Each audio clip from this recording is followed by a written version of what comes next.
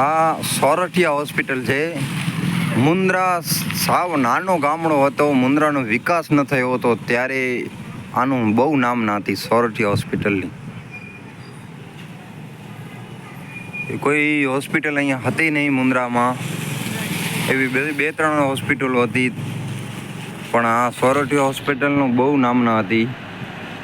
પણ હવે આ હોસ્પિટલ બંધ થઈ ગઈ છે.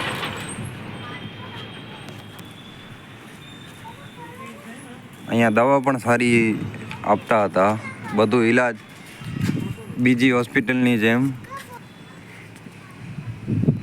કોઈ ડિલિવરી નોર્મલ ડિલિવરી જ કરતા હતા.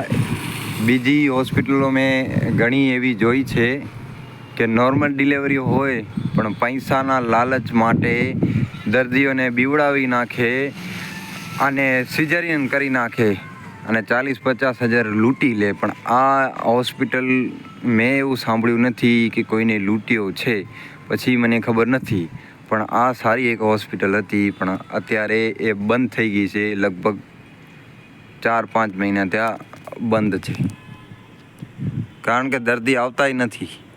દર્દી ના આવે તો પછી ખોલવામાં શું મતલબ.